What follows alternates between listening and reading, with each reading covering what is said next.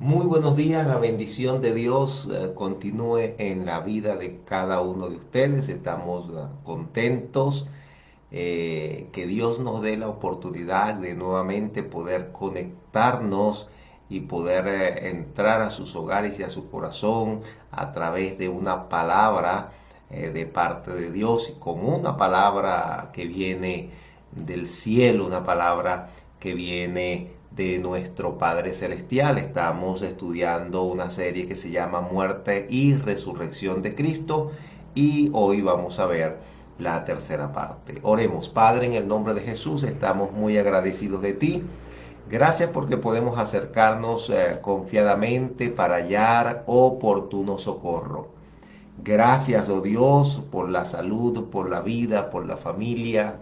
Gracias, Señor, porque nos permites disfrutar un día más de tu presencia. Tu palabra dice que en tu presencia hay plenitud de gozo.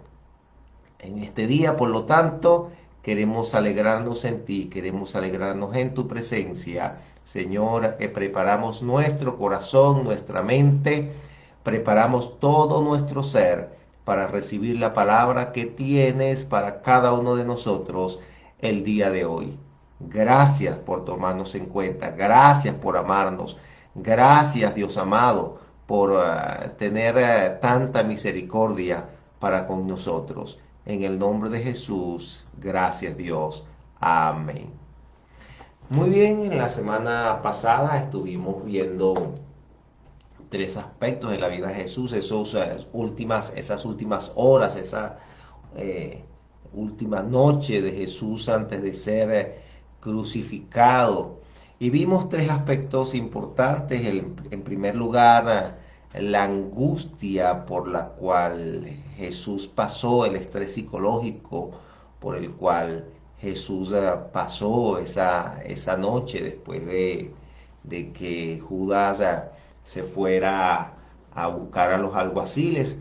Él quedó allí con los discípulos y bueno, ya nosotros sabemos la angustia por la que pasó. En segundo lugar, vimos el proceso de traición, el saber que uno de sus doces, el cual habían estado juntos, habían caminado, habían comido juntos, le había traicionado, le había entregado por 30 monedas de plata, sin contar, bueno, la negación de Pedro, que ya Dios le había advertido. Ese tema no lo tocamos, sin embargo, entendemos que no solamente fue la traición de Judas, sino el hecho de que Pedro le negara, y aun cuando Pedro regresó en arrepentimiento a Dios, fue también posiblemente un golpe emocional. Y en tercer lugar, una sentencia injusta. Recordemos que Jesús pasó por la casa de Anás, de Caifás, el sumo sacerdote, de Pilato el gobernador, de Herodes, y nuevamente regresó a Pilato, donde se le dio como el veredicto final, ¿no? Bueno, en Mateo capítulo 27, el versículo 15 al 31, encontramos donde los sacerdotes y los ancianos persuadieron a la multitud a pedir que soltaran a Barrabás y a que crucificaran a Jesús. Eso lo vimos la semana pasada y lo leímos allí en Mateo capítulo 27, del versículo 15 al 31, cuando el pueblo, incitado por los sacerdotes y los ancianos, los religiosos de la época, incitaban al pueblo a que crucificaran a Jesús y que aceptaran o pidieran que soltaran a Barrabás, que en ese caso era el homicida. Hoy vamos a ver algo que añade, antes de hablar de las 7 palabras de Jesús en la cruz del Calvario, o 7 frases que Jesús habló mientras estaba crucificado. Vamos a ver algunos aspectos que añade Marcos, el evangelista, el libro de Marcos, añade algunos aspectos cuando se estaba haciendo este juicio allí en la casa de Pilato, el juicio final en la casa de Pilato. dice el Marcos capítulo 15, versículo 15, y Pilato, queriendo satisfacer al pueblo, mire cómo, perdón, cómo Pilato, la acción que toma Pilato es a favor del pueblo, ¿no? No a favor de Jesús. Él sabía que Jesús era inocente, a pesar de que la esposa, recordemos que la esposa de Pilato le dice, mire, no tengas nada que ver con lo que le pueda suceder a este hombre justo. Sin embargo, la presión del público, de la multitud, lo llevó, bueno, a entregar a Jesús, a lavarse las manos y decir, bueno, este hombre realmente no he hallado nada malo en él, pero yo me lavo las manos de todo lo que pueda suceder con Jesús y se lo entregó a la multitud. Entonces dice, y Pilato, queriendo satisfacer al pueblo, les soltó a Barrabás y entregó a Jesús después de azotarle para que fuese crucificado. Esto es importante, este aspecto, porque antes de Jesús ser crucificado, lo azotan. Y en aquel momento nos dice la historia que los azotes por lo general, el imperio romano cuando azotaba a uno de sus presos, le daba 39 mínimo, ¿no? Inclusive la historia dice que mínimo se le daba 39 latigazos, pero eso dependía mucho del ánimo del soldado que estaba azotando, que estaba infringiendo el castigo. Y en este caso se presume por lo que cuenta la historia, se piensa que a Jesús le dieron 39 latigazos. Imagínense el cuadro en que se encontraba Jesús, aparte de la angustia la angustia que pasó en la noche anterior, la traición, todo el juicio que le infringieron, un juicio injusto y sesgado, y ahora lo están azotando. 39 latigazos, dicen los expertos que el látigo que usaban los soldados eran unas tiras de cuero trenzado con bolas de metal entretejidas, y eso cuando llegaba al cuerpo de la persona que estaba siendo castigada, cuando le dejaban moretones, ¿no? Y eso tenía, dice, de huesecillos. El látigo atraía los pedazos de carne. Entonces, imagínense todo el proceso por lo que pasa nuestro. Quiere decir que cuando Jesús ya fue a la cruz, estaba cargando la cruz, ya estaba ensangrentado, maltratado, desfigurado, estaba realmente debilitado. Los expertos dicen que después de una persona haber sido azotada de esta manera, con 39 látigos y todo la sangre que bota, dice que comienza algo que se llama una conmoción hipovolémica, que esto dicen los expertos, dicen que después de la persona haber sido azotada comienza un proceso de debilidad, comienza el corazón a bombear con mayor rapidez, es decir, que le da una especie de taquicardia porque el organismo necesita recuperar esa sangre perdida. Le da mucha sed porque los riñones dejan de trabajar de alguna manera para esa agua añadírsela al organismo. Entonces, por eso Jesús pide, dice, cuando estaba en la cruz, dice, tengo sed. ¿Por qué? Porque esta es evidencia de que estaba pasando por esta conmoción. Y de alguna manera Jesús ya estaba debilitado, llega a la cruz, pero llega a la cruz ya debilitado, ya su cuerpo, ya con taquicardia, ya su cuerpo no era el mismo, no era la misma fuerza. Cuando Isaías, el profeta, porque a lo largo de la Biblia, desde el Génesis hasta Malaquías, siempre Dios habló a través de sus profetas de lo que iba a acontecer con Jesús. Y Isaías es uno de los profetas que habló más acerca del Maestro, acerca de ese Mesías que iba a venir para el pueblo de Israel. Y en Isaías capítulo 53, a partir del versículo 2, él describe lo que estamos leyendo y lo que estamos viendo. Él describe 400 años antes, ya él estaba describiendo lo que iba a pasar con Jesús. Y mire lo que dice: subirá cual renuevo. Estamos leyendo Isaías capítulo 53, versículo 2, y dice: subirá cual renuevo delante de él, y como raíz de tierra seca.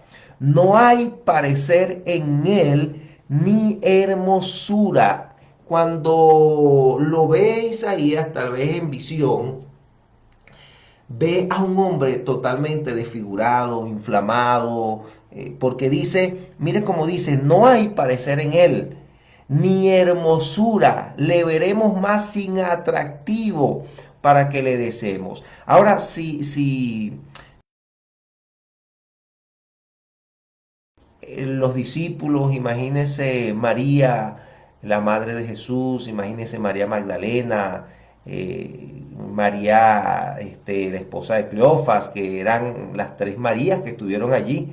La Biblia habla también de las tres Marías: María la madre de Jesús, María Magdalena y María la esposa de Cleofas, que estuvieron allí en la crucifixión.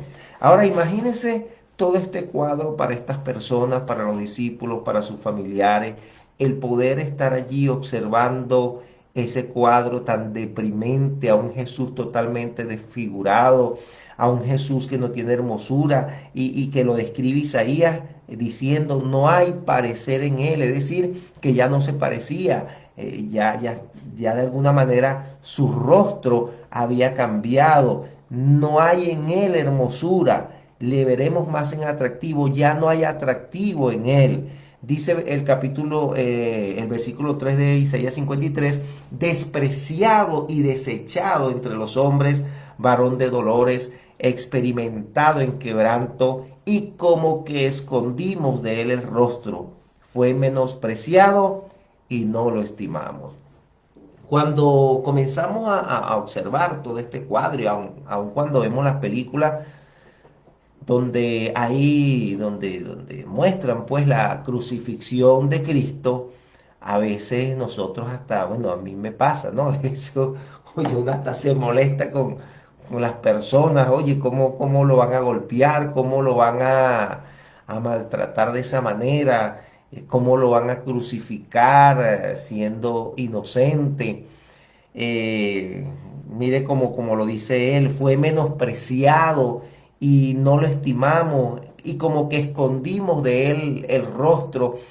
Pero aquí está hablando, imagínese usted, aquí está hablando en primera persona. Isaías está hablando en primera persona. A veces nosotros vemos a aquellas personas que lo menospreciaron, que no lo estimaron, que le hicieron un juicio injusto, que lo traicionaron.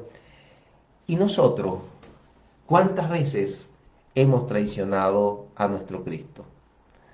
¿Cuántas veces hemos hecho como tal vez como Pedro, tal vez no como Judas, pero tal vez como Pedro? No, yo no ando con él, yo no soy cristiano, yo no creo en Dios. ¿Cuántas veces hemos tal vez abandonado el trabajo que Dios ha depositado en nuestras manos? ¿Cuántas veces hemos preferido a Barrabás y no a Cristo? ¿Cómo hemos preferido a Barrabás y no a Cristo cuando de repente, mire, hay una persona que decía que Cristo es la persona más menospreciada en este mundo? No es el chacal, sino Cristo. ¿Por qué? Porque uno le dice a una persona: mira, vamos a la iglesia, vamos a buscar de Dios, y las personas siempre ponen excusas. Pero cuando se le dice: mira, vamos a una fiesta, ahí mire, ahí así tuviesen algo que hacer, este, apartan ese tiempo para ir a fiesta, para pasear, ir a la playa, qué sé yo, para tantas cosas, perdón, para tantas cosas. pero se le dice vamos a la iglesia, vamos a sentarnos un momento a orar, vamos a leer la Biblia, y ya las personas se cansan, se agotan, se menosprecian la palabra que Dios le da cada día. Entonces, ¿cuántas veces nosotros hemos hecho esto con Jesús? Dice, y como que escondimos de él el rostro, hacemos como hizo Adán, ¿no? Allá en el huerto del Edén cuando peca y Dios lo llama, dice que se escondió.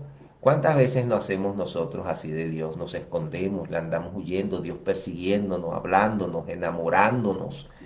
¿A cuántas personas Dios está enamorando el día de hoy? Les está llamando para tener una relación con Él y sin embargo se están escondiendo de Dios, le están huyendo a Dios. Entonces, está describiendo aquí Isaías no solamente lo que está pasando allá en el Getsemaní, cuando van a crucificar a Jesús, sino está describiendo también nuestras actitudes hacia Dios. Dice el versículo 4, ciertamente llevó Él nuestras enfermedades y sufrió nuestros dolores, y nosotros le tuvimos por azotado, por herido de Dios y abatido.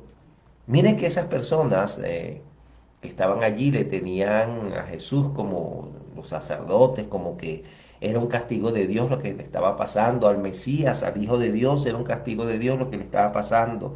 Ellos lo estaban viendo de esa manera. Sin embargo, Jesús lo estaba viendo de otra manera. Dios el Padre lo estaba viendo de otra manera. Estaba viendo una acción de amor hacia nuestras vidas. Dice el versículo 5 del capítulo 53 de Isaías, mas el herido fue por nuestras rebeliones, molido por nuestros pecados. Mire cómo lo describe Isaías, ¿no? Molido. Así sería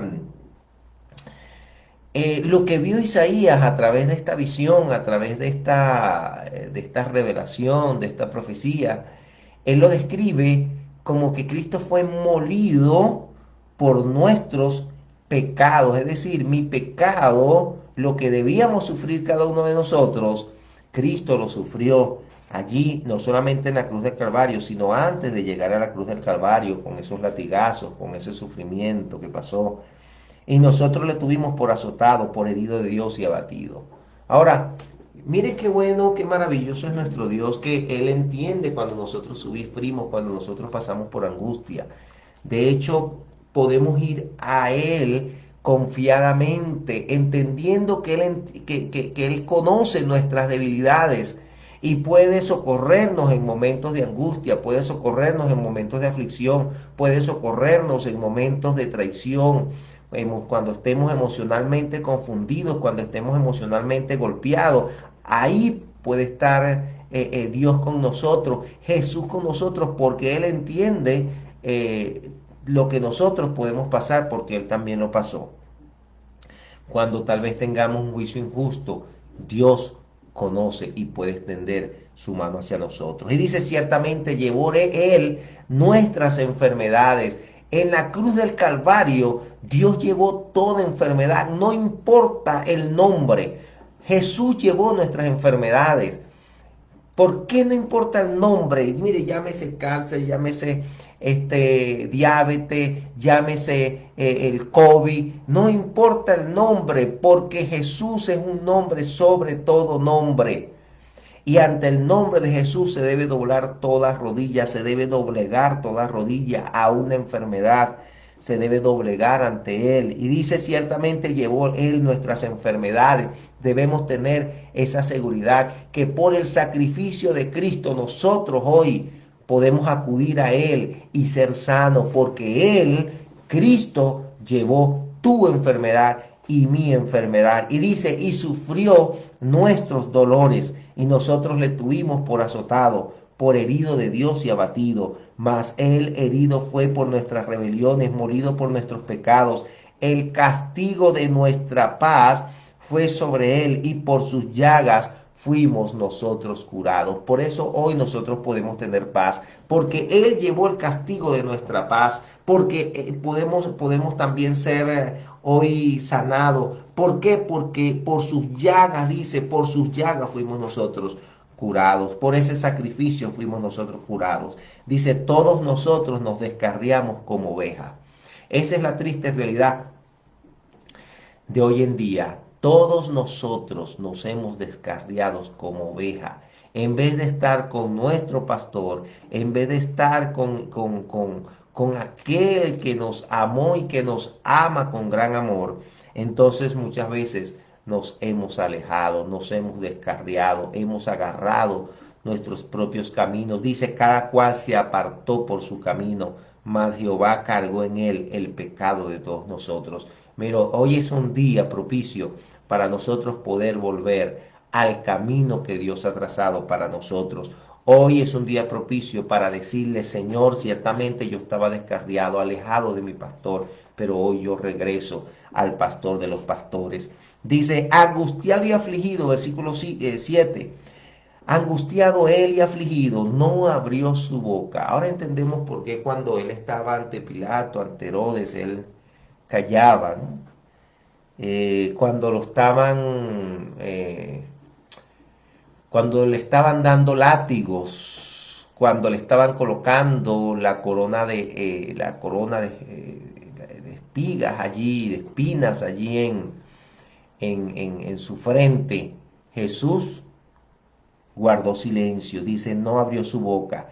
Como cordero fue llevado al matadero y como oveja delante de sus trasquiladores enmudeció y no abrió su boca. Jesús es el cordero perfecto. Mire, en la ley estaba establecido que para que una persona pudiese Dios cubrir su pecado, no quitar su pecado, sino cubrir su pecado, debía matar a un cordero y esa sangre entonces era rociada. La persona colocaba la mano sobre el cordero y entonces eso indicaba que el pecado de la persona iba sobre el cordero que iba a morir y la pureza, porque ese cordero tenía que ser sin mancha, puro, sin ningún defecto. De hecho, decía la ley que ese cordero debía llevarse, por ejemplo, el sacrificio debía hacerse el 14 de Nisan. Nisan era el primer mes para los judíos, el primer mes religioso, el 14 de Nisan. Pero el 10, 4 días antes del sacrificio, debía la persona sacar ese cordero del corral, llevárselo a su casa, revisarlo bien, porque también allá en el templo lo iban a revisar a ver si de repente no tenía piojo, no tenía sarna, estaba sin defecto, estaba sin ninguna enfermedad.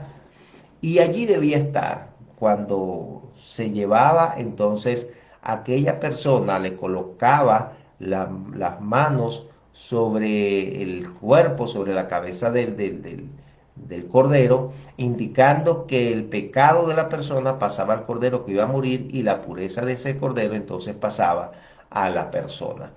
Pero esto solamente cubría el pecado. Pero la Biblia dice que Jesús fue el Cordero perfecto, en primer lugar, porque fue el último sacrificio que debía hacerse, ¿no? Para el perdón de pecados. Fue el último sacrificio. Ya hoy en día no debemos hacer sacrificio para el perdón de pecados. ¿Por qué? Porque ya Jesús hizo un solo sacrificio permanente, de manera que cuando vayamos al Señor y le digamos, Señor, cuando reconocemos el sacrificio que Cristo hizo en la cruz de Calvario, mi pecado pasa a Jesús porque Él llevó mi pecado en la cruz del Calvario y la pureza, ese Jesús sin defecto, entonces viene a mi vida. Entonces, dice, todos nosotros nos descarriamos como ovejas, cada cual se apartó por su camino, mas Jehová cargó en él el pecado de todos nosotros. Dice, angustiado él y afligido, no abrió su boca, como cordero fue llevado al matadero, y como oveja delante de sus trasquiladores enmudeció, y no abrió su boca. Por cárcel y por juicio fue quitado, y su generación, ¿quién la contará? Porque fue cortado de la tierra de los vivientes y por la rebelión de mi pueblo fue herido. Entonces, estando claro que Cristo realmente murió por nuestra rebelión, por nuestros pecados. Entonces, teniendo esto claro, tenemos que saber que la única manera que nuestros pecados pueden ser perdonados es a través del sacrificio de Cristo. En Mateo capítulo 27, versículo 32, describe el hecho cuando Jesús va llevando la cruz. Dice que Jesús entonces, dice el versículo 32 de Mateo capítulo 27, cuando salían Jesús llevando la cruz, hallaron a un hombre de Cirene que se llamaba Simón y a este obligaron a que llevase la cruz. Recordemos que ya Jesús estaba debilitado, ya no podía llevar la cruz, ya no podía llevar el madero porque estaba cansado, estaba agotado, ya su cuerpo, su corazón no funcionaba, sus riñones no funcionaban de la misma manera, su sistema circulatorio, ya cada uno de sus sistemas corporales ya estaban, ya, ya, se estaba sintiendo ya el efecto de los látigos. Entonces dice, cuando salían hallaron un hombre de Cirene que se llamaba Simón, obligaron a que llevase la cruz, y cuando llegaron a un lugar llamado Gólgota, que significa el lugar de la calavera, eh, podemos imaginarnos por qué se llamaba el lugar de la calavera, le dieron a beber vinagre mezclado con miel, pero después de haberlo probado no quiso beberlo. Cuando le hubieron crucificado, repartieron entre sí sus vestidos, echando suerte, para que se cumpliese lo dicho por el profeta. Partieron entre sí mis vestidos y sobre mi ropa echaron suerte, y sentados le guardaban allí. Y pusieron sobre su cabeza su causa escrita, diciendo: este es Jesús, el rey de los judíos. Entonces, eso fue aproximadamente las 12 del mediodía, cuando crucifican a Jesús, cuando le meten en los clavos. Estuvo 3 horas antes de morir. Ahora, es importante esto porque el cordero, el cordero que había que sacrificar según la ley debía eh, sacrificarse entre las 2 tardes. Es decir, que para los judíos habían 2 tardes, 2 mañanas y 2 tardes. Es decir, ellos dividían la mañana desde las 6 hasta las 9, y de las 9 hasta las 12 del mediodía. Es decir, que era la primera mañana desde las 6 hasta las 9, y la segunda mañana desde las 9 hasta las 12. Y habían 2 tardes, de las 12 hasta las 3 y de las 3 a las 6. Y entre esas 2 tardes, es decir, a las 3 de la tarde, tenían que sacrificar, tenía que morir el cordero. Bueno, a las 3 de la tarde exactamente murió el cordero perfecto, murió nuestro Señor Jesucristo. Ahora, quiero que vean esto. En estas 3 horas Jesús menciona en la Biblia que enuncia, emite 3 frases que tienen un gran significado para nuestras vidas. ¿Sabe por qué? Porque cuando Dios crea al ser humano, lo hace a su imagen, ¿no? Y semejanza. Es decir, que el ser humano debía reflejar a Dios a través de su vida, de sus acciones y de su conducta. Pero a causa del pecado, entonces deformada esta imagen. Y comenzó entonces el ser humano a reflejar otra cosa. ¿Cuál es la imagen de Dios? La imagen de Dios es el reflejar la imagen de Dios, es reflejar amor, paz, benignidad, el fruto del Espíritu en nuestras vidas, paciencia. Pero cuando el pecado llega al ser humano, entonces comienza a reflejar otra cosa, comienza a reflejar odio, comienza a reflejar venganza, traición. Comenzó a sentir la sensación de soledad, el miedo a la muerte. Comenzó a ser una persona sin propósito, inconforme, inconstante. Eso es lo que comienza a reflejar el ser humano. ¿Por qué el ser humano le tiene miedo a la muerte? Bueno, porque la muerte es un reflejo justamente del pecado, porque el ser humano no fue hecho para morir. El ser humano ahí en el huerto del Edén, Adán y Eva, Dios lo coloca allí para vivir eternamente. Sin embargo, la Biblia dice que la paga del pecado es la muerte. A través del pecado, entonces, viene la muerte. Pero a través de Jesús, Dios comienza a restaurar esta imagen.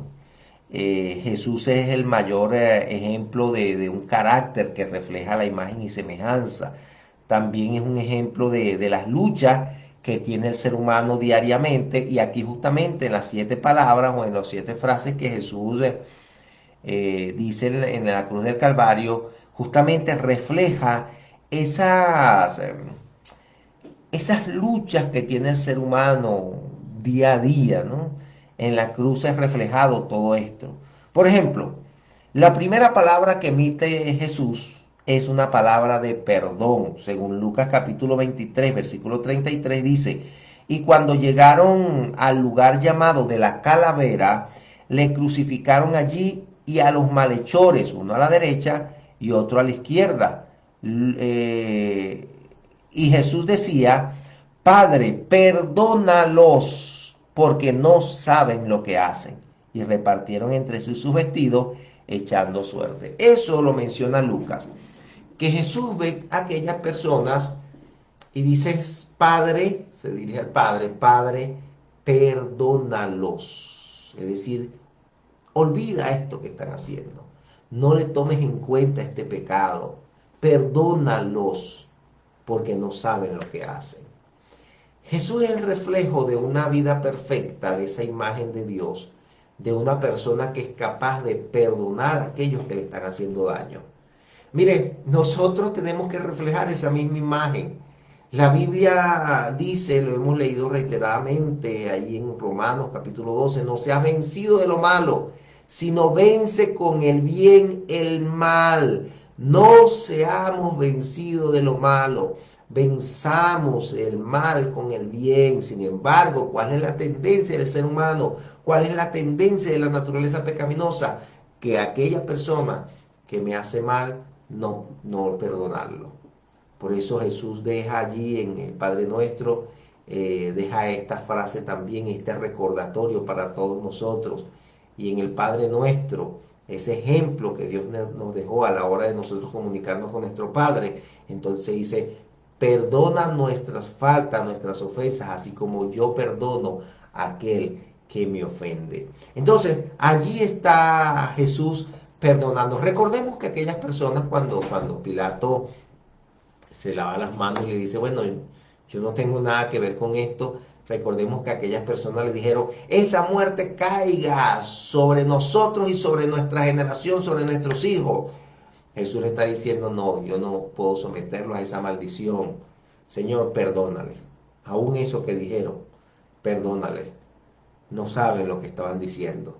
En su emoción, en su ira, se dejaron llevar. No sabían lo que estaban diciendo. No sabían lo que estaban haciendo. Perdónalos, porque ellos no saben lo que hacen. Mire, cualquiera de nosotros en medio de una cruz pensaríamos en bajarnos de esa cruz y vengarnos y desquitarnos de lo que nos hacen, ¿no? Pero mientras nosotros tal vez podemos pensar en desquitarnos, Jesús pensaba en perdonar. De hecho, en sus enseñanzas para con los discípulos, siempre habló del perdón. Una cierta oportunidad le preguntaron los discípulos, Señor, ¿hasta cuándo debemos perdonar? ¿Hasta 7 veces? Y Jesús le dijo, no les digo hasta 7 veces, sino hasta 70 veces. ¿Por qué? Porque en la ley romana decía que una persona podía perdonar diariamente, ese era el perdón diario, podía perdonar una falta 7 veces, la misma falta. Es decir, eso decía la ley romana, que una persona podía perdonarle una falta a otra 7 veces. Por eso los discípulos le preguntan, Señor, ¿hasta cuándo debemos perdonar? ¿Hasta 7? Así como lo dice la ley romana. Y Jesús le dice, no, hasta 70 veces 7. Es decir, es una expresión que significa todas las veces que la persona te ofenda, todas las veces que la persona te diga algo, hay que perdonarla. Hay que soltar, hay que dejar ir esa acción. Entonces, constantemente Jesús está enseñando a sus discípulos acerca del perdón. Mire, hay personas que en su vida hay mucho resentimiento, ¿no? Ira, falta de perdón.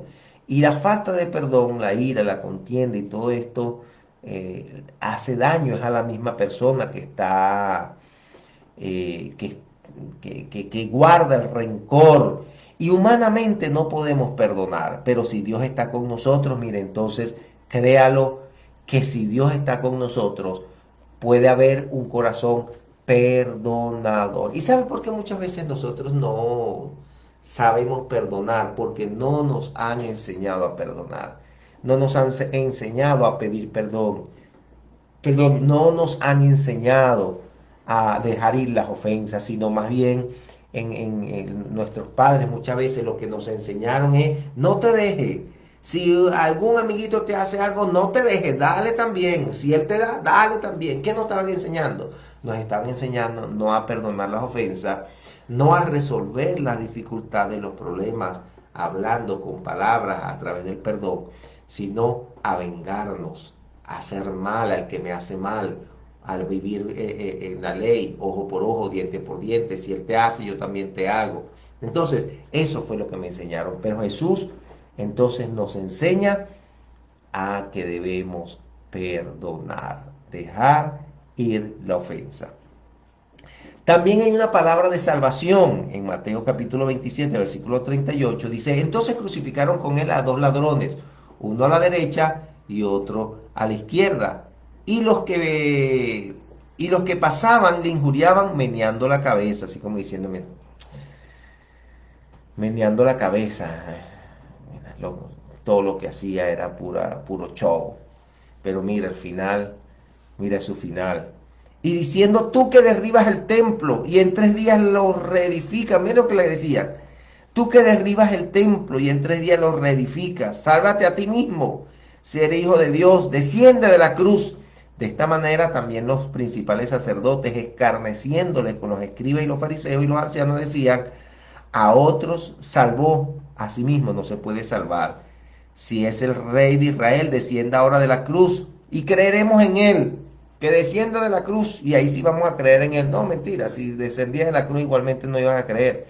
Porque la gente cuando está cerrada en su pecado y sumida en su pecado, mire, puede haber señales, haber milagros. Hay personas que dicen, no, Señor, si tú me haces este milagro, yo te voy a seguir, yo te voy a amar, yo voy a entregarte mi vida. Dios le hace el milagro y de igual manera no siguen a Dios. ¿Sabe por qué? Porque los milagros no hacen que las personas vengan a Dios. Lo que hace que una persona venga a Dios, entregue su vida a Dios, es una decisión, tomar una decisión certera, una decisión firme de poder venir a Dios y decirle, Señor, yo te entrego mi vida, no por lo que tú haces, sino por quien tú eres para mí, porque tú eres mi Padre, yo soy tu Hijo. Dice a otro, a otro salvó, a sí mismo no se puede salvar. Si es el Rey de Israel, descienda ahora de la cruz y creeremos en él. Confió en Dios, líbrela ahora si le quiere, porque ha dicho, yo soy hijo de Dios. Lo mismo le injuriaban también los ladrones que estaban crucificados con él. Y en Lucas capítulo 23, a partir del versículo 29, dice, y uno de los malhechores que estaban colgados le injuriaba diciendo, si tú eres el Cristo, sálvate a ti mismo y a nosotros. Respondiendo el otro, le reprendió diciendo, ni aún temes tú a Dios estando en la misma condenación. Nosotros a la verdad justamente padecemos, porque recibimos lo que merecieron nuestros hechos, mas éste ningún mal hizo. Y dijo a Jesús, acuérdate de mí cuando vengas en tu reino. Entonces Jesús le dijo, de cierto te digo que hoy estarás conmigo en el paraíso. Mire, Jesús está allí sufriendo a causa de la maldad del ser humano. Sin embargo, está allí sufriendo la maldad del ser humano y él pensando en el ser humano. Oye, qué tremendo, ¿no? Qué gran enseñanza.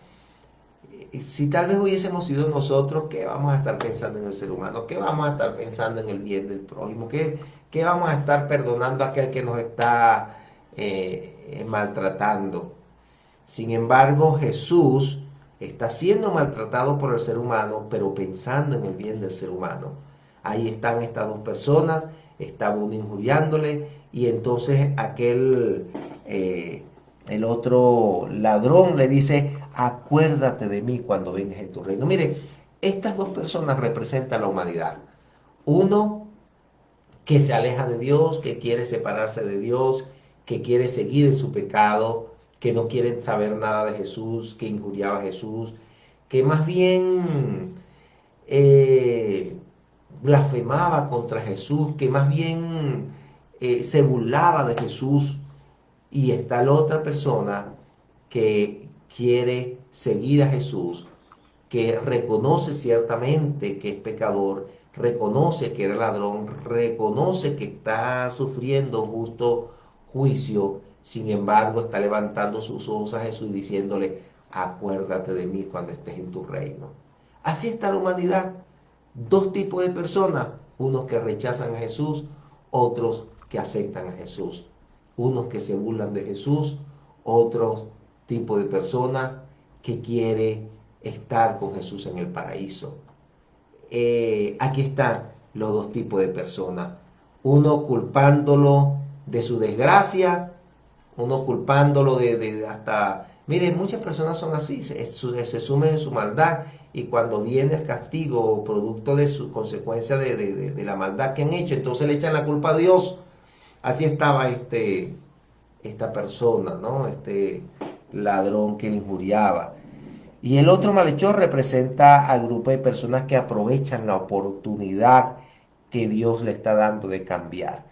Tenemos que aprovechar la oportunidad que Dios nos da de cambiar. Entonces, estas dos primeras palabras, la palabra de perdón y hay una palabra de salvación.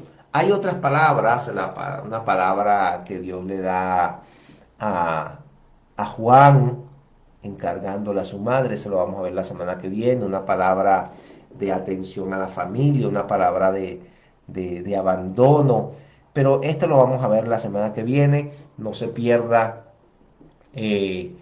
esta conexión que vamos a tener la semana que viene, que vamos a terminar estas 7 palabras. De estas 7 hemos visto 2, nos faltan 5, esperemos que la próxima semana terminemos las otras 5 para entonces comenzar a hablar acerca de la resurrección en sí. ¿Por qué es importante ver la muerte antes de la resurrección? Porque no puede haber resurrección si una persona no murió, ¿verdad? Para una persona poder resucitar, tiene que primero haber muerto. Y tal vez usted dice, bueno, pero eso es de lógica. Todos sabemos que Jesús murió y resucitó. Bueno, hay personas que creen que Jesús no murió, sino que todo fue un show. Sin embargo, a través de estos eventos vamos observando que realmente hay evidencias de que Jesús murió. Hay evidencias de que Jesús se entregó a sí mismo por amor a nuestra vida. Y hay una palabras que Jesús está dando en la cruz de Calvario, que está manifestando y evidenciando un carácter, que es el carácter que deberíamos tener cada uno de nosotros. Un carácter, un llamado al perdón y también un llamado a la salvación. Jesús nos está dando la oportunidad, Dios nos está dando la oportunidad de ir a Él, de venir arrepentido, reconociendo nuestros pecados y diciéndole, Dios, si yo muero hoy, yo quiero estar contigo. Eso es lo que le decía este ladrón, ¿no? Señor, yo sé que yo he hecho tantas cosas malas aquí, pero tú que me estás dando la oportunidad, yo la voy a aprovechar. Y hoy, acuérdate de mí cuando estés en tu reino. Y Jesús le supo decir, hoy mismo estarás conmigo en el paraíso. Oremos al Señor. Padre, en el nombre de Jesús, gracias porque tú nos das la oportunidad de ir ante ti, Señor, y pedirte perdón y saber, Señor, que cuando nosotros partamos de esta tierra, vamos a estar juntos en tu presencia. Dice la Biblia que te veremos cara a cara. Dice la palabra de Dios que estaremos juntos para siempre. Señor, es nuestro anhelo estar contigo. Es nuestro anhelo experimentar cada día tu presencia, Señor. Gracias. Ayúdanos, Señor, a perdonar así como tú lo hiciste.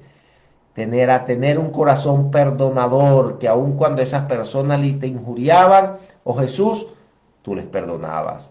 Señor, ayúdanos a tener ese mismo corazón, esa misma actitud, una actitud que nos lleva a ser tu hijo, que evidencia que realmente somos tus hijos, Señor. Gracias. Gracias por este día tan hermoso, en el nombre de Jesús. Amén. Dios les bendiga, mis queridos amados hermanos, amigos, que la bendición del Padre sea con cada uno de ustedes, que esta semana sea llena de muchas bendiciones, que Dios abra las puertas, que todas las diligencias que vayamos a hacer sean efectivas de acuerdo a su voluntad, porque las puertas que Dios abre nadie las cierra y las puertas que Dios cierra nadie las abre. Un gran abrazo para todos y que Dios les bendiga.